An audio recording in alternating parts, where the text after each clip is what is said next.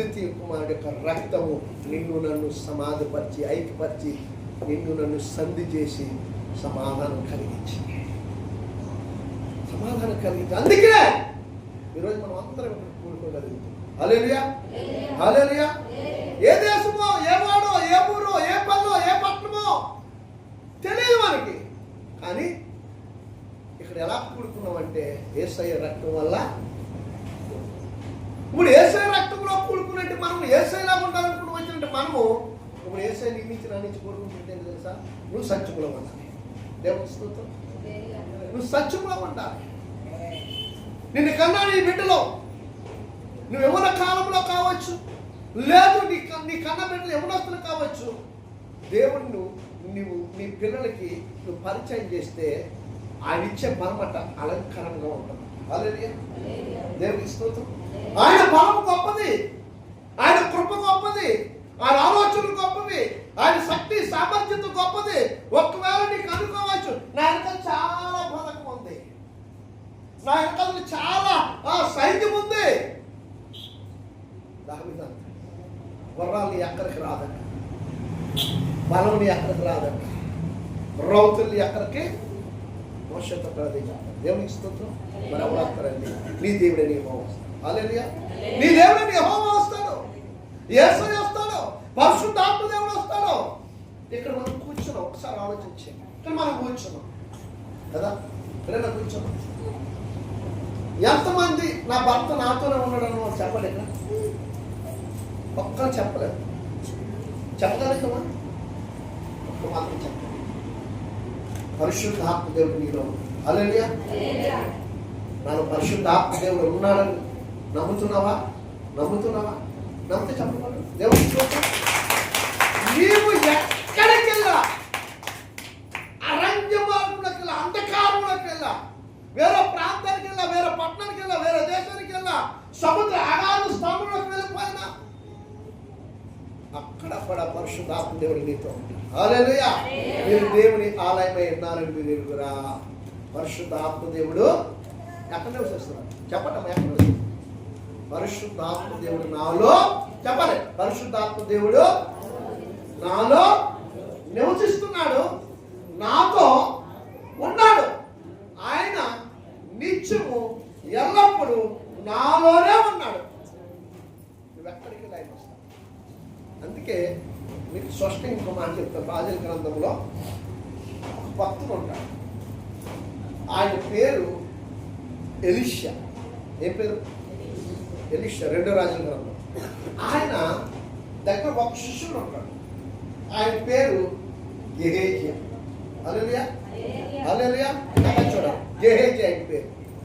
ఈ గెహేజియా వ్యక్తి ఎలీషా దగ్గర శిష్యత్వం చేస్తున్నాడు. అక్కడ ఆ రాజ్యంలో నయమాన్ అని ఒక రాజు ఉంటాడు, సిరియా దేశం. ఆ రాజుకి ఒక భయంకరమైన వ్యాధి కలుగుతుంది. తన ఒళ్ళంతా కుష్టి, తన దేహం అంతా ఎక్కడ కూడా ఆయనకి సరైనటి ఎక్కడ కొంచెము కూడా శుద్ధి కానీ స్వస్థ కానీ ఉండదు. ఆ ఇంట్లో, ఆ రాజుగారి ఇంట్లో ఒక చిన్నది పని చేస్తుంది. చాలా చిన్న పిల్ల, మన కుసుమంత ఉంటుందేమో, ఇంకా అంతకంటే చిన్నదైనా ఆశ్చర్యపడక్కర్లేదు. ఒక 5-6 ఏళ్ళ పిల్ల పని చేస్తూ ఉంటుంది. ఆమె చెప్తుంది, రాజుగారు నేను ఒక మాట చెప్తాను, మీరు వింటానంటే నువ్వు పని చూసుకుంటే, లేదయ్యా నాకు ఒక్కసారి మీరు మాట్లాడిన సెలవు అని అడుగుతుంది. పలానా ప్రాంతంలో ఒక దైవజనుడు ఉన్నాడు, ఆయన దగ్గరికి వెళితే మీకు స్వస్థత. హల్లెలూయా. నేను రాజుని కదా, రాజునే కదా, నేను రాజుని కదా, రాజుని నేను కదా. నేను ఎవరో ఒక దైవజనుడి దగ్గరికి వెళ్ళాలా, అతను పిలిపించండి, నువ్వు రమ్మంటే రాడు. ఆయన దైవజనుడు అయ్యా, నువ్వు రాజు అయితే అవ్వచ్చు, నువ్వు రాజు అయితే కావచ్చు, కానీ దైవజనుడు అనగా దేవునికి జనునికి మధ్యవర్తి కాబట్టి ఆయన దగ్గరికి మనమే వెళ్ళాలి. చాలాసార్లు చెప్తుంది అమ్మాయి, వినడు. ఒకనొక సమయం వచ్చినప్పుడు ఆయనతో ఉన్నట్టు కొంతమంది సైనికులు, సైన్యము, మంత్రులు చెప్తారు, అయ్యా ఏం పోతుంది, ఆయన దేవుడి సేవకుడు కదా, ఆయన దేవుడి భక్తుడు కదా, ఆయనకి దేవుడికి ప్రజలకి మధ్యవర్తి కదా, ఆయన దేవుడు అంటున్నారు కదా, సరే ఆయన దగ్గరికి వెళ్తే ఏం పోతుంది.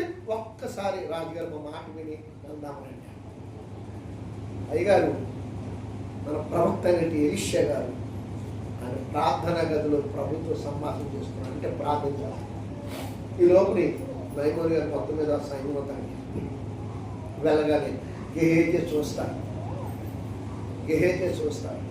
నేను ప్రార్థన వస్తాడు కూర్చోనండి. నేను రాజును కూర్చోడం ఏంటి? నేను వచ్చానంటే నేను పరిగెట్టుకుని రావాలి. నువ్వు వస్తే పరిగెట్టుకుని రావాలి. దేవుడు వస్తాడా పరిగెట్టుకుంటా? వస్తాడా రా చెప్పండి అమ్మ. వస్తాడు నీకోసం. కానీ మనలో ఆము గర్వం ఉంటే నేను పక్కన పెట్టి ఆయన పక్కన ఉంటాడు. దేవుడి స్తోత్రం. ఎవరైతే తను ప్రేమిస్తారో, ఎవరైతే తన మాట వింటారో, ఎవరైతే తన రాజ్యభారాన్ని తన బలిస్కంధాల మీద మోస్తారో, ఎవరైతే తన మనసాన్ని ముందుగా ఎదురు చూసుకుంటూ ఆ మనసు మోయడానికి ఇష్టపడతారో వాళ్ళు రావడానికి నేను ఇష్టపడతాను. దేవుడికి స్తోత్రం. హల్లెలూయా. రాజా మహారాజా ఒక 5 నిమిషాలు, ఒక 2 నిమిషాలు రాజా వెయిట్ చేద్దాం. ఆయన దైవజనులు కదా, వస్తారు. కోపం తట్టుకోలేకపోతున్నాడు, అహంకారం తప్ప. ఎందుకంటే ఆయనకున్న అధికారం అంత గొప్పది. సిరియా దేశానికి గొప్ప రాజు ఆయన. ఆ దేశానికి రాజు. ఒక సైనికుడు చెప్తున్నాడు, ఆయన బాధ నేను చూస్తున్నాను, ఈయన బాధ ఈయనకి అర్థం కావట్లేదు. ఎందుకంటే మా రాజు బాగుంటే మేము బాగుంటాం ఆలోచించాలి. రాజా కొంత సమయం రాజా వచ్చేస్తాడు సార్. సరే కూర్చున్నాడు. రావటం ఎలీషా గారు వచ్చారు ప్రవక్త గారు. మీకు అర్థమవుతుంది? రావటం ఎలీషా ప్రవక్త గారు వచ్చి నిలబడలేదు.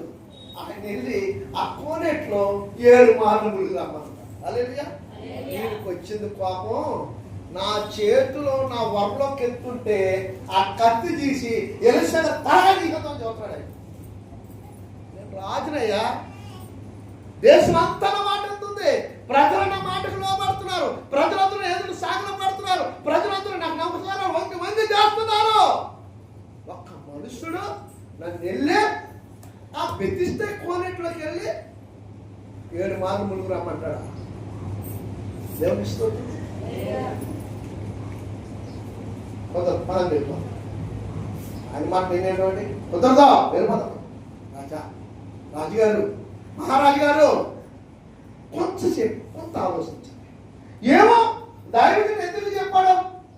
ఒక్కసారి ఒకవేళ ఏదైనా పేరు జరుగుతుందేమో అని మాట. లేదు వెళ్ళిపోతాం.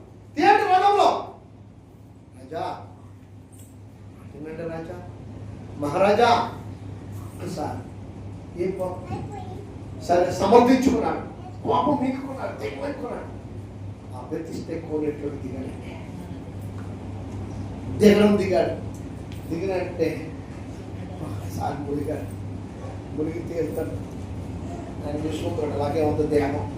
మునిగి తేలుతున్నాడు, దేహం అలాగే ఉంది. రెండోసారి మునిగి తేలుతున్నాడు, దేహం అలాగే ఉంది. మూడోసారి ఆయన కోపం ఉక్రోషం ఆగట్లేదు. నన్ను ఈ కోనేట్లో దించి ఆయన నాతో చెలగాట వాడుతున్నాడా?